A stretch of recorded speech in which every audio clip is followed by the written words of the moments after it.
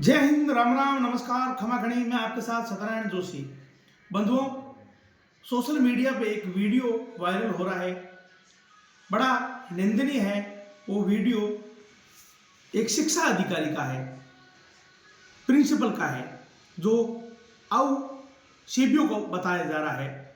वो वीडियो आपत्तिजनक है। कुछ लड़के उनको घेरे हुए खड़े हैं और वो पूछ रहे हैं कि रात को 1 बजे यहाँ क्यों आए। बड़ा सोचने का विषय है। हालांकि वो लोग खंडन कर रहे हैं कि ये वीडियो पुराना है।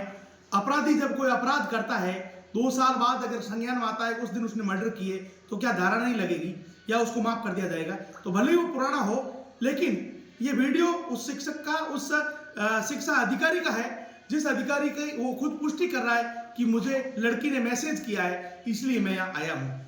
अब बड़ा निंदनीय विषय तो यह है, सोचने का विषय यह है कि आखिर इतना बड़ा अधिकारी कैसे लड़की तक पहुंच गया, उसके पीछे चैन कौन है, कौन भेज रहा था?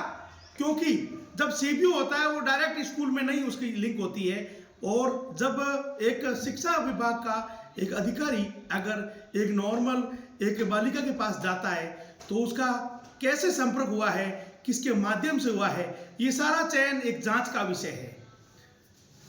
ये बड़ा विषय है कि जो जिस शिक्षा जगत में जो मंदिर माना जाता है और अन्य विभाग से शिक्षा विभाग की रेपुटेशन कुछ अलग है। क्योंकि मैं भी एक बेटी का बाप हूँ और मेरी बेटियाँ सुबह 8 बजे स्कूल जाती है और 2 बजे वापस आती है। तब तक मैं सोचता हूँ कि मेरी बेटियाँ मेरे से ज़्यादा वहाँ सुरक्षित है, क्योंकि गुरु माता पिता से बढ़कर है और वहाँ उनका प्रोटेक्शन मिल रहा है, तो हमारे प्रोटेक्शन की जरूरत नहीं है। लेकिन ऐसे दरिंदों की वजह से कहीं ना कहीं बेटियों को शिक्षा के स्तर में कमी आएगी।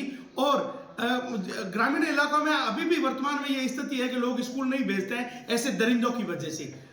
अब शिक्षा विभाग उस वीडियो को वायरल हुए कि 48 घंटे बाद भी अभी तक द्रौपदी के चीरहरण का दृश्य देख रहा है। और अभी जो राजस्थान के शिक्षा विभाग का एक दोहरा चेहरा भी देखने को मिला है, जहां एक मारवाड़ी में कहावत है कि जो यहाँ हाथी निकल जाते हैं लेकिन कीड़ी फंस जाती है, यहाँ पोपमबाई का राज सीधा दिख रहा है शिक्षा विभाग में। क्योंकि जब दो शिक्षक आपस में लड़ते हैं तो उनको सस्पेंड कर दिया जाता है आपसी विवाद में, लेकिन जब ऐसे आचरणों के एक शिक्षा अधिकारी को किसी तरह से उनको दंडित नहीं किया जाता है, संज्ञान में नहीं लिया जाता है, तो ऐसा सोचने का विषय है कि ये उनको प्रोटेक्शन दिया जा रहा है। विभाग खुद इसमें इन्वॉल्व है और ऐसा हो सकता है कि इस चयन में कई अधिकारियों के नाम सामने आ सकते हैं, कई स्कूल के मास्टरों के नाम शामिल हो सकते हैं। क्योंकि इतना बड़ा अधिकारी, जैसे मैं आपको एक उदाहरण के लिए बताऊं कि अगर कलेक्टर फंसता है तो कलेक्टर का आम आदमी से लिंक बहुत कम रहता है, उसका माध्यम कोई ना कोई छोटे स्तर का अधिकारी बनता है। स्कूल में भी स्कूल का सीधा टच में जो सीबीओ नहीं होता है, वो सीबीओ एक बड़ा अधिकारी पद पे होता है। अगर वो किसी एक बालिका के पास पहुंचता है तो आप समझ सकते हो इसके पीछे बहुत बड़ा चैन है। और एक मैं आपको बताऊं, 2 साल हुए हैं और भारतीय जनता पार्टी की सरकार बने हुए, लेकिन इस प्रकार के जो अधिकारी यहाँ मलाई खाते हैं, इसको कांग्रेस शासन में लगाया गया था, बड़ी मोटी रकम के माध्यम देकर के लगाया गया था, क्योंकि पूर्व विधायक के ऊपर ऐसे आरोप भी लगे थे।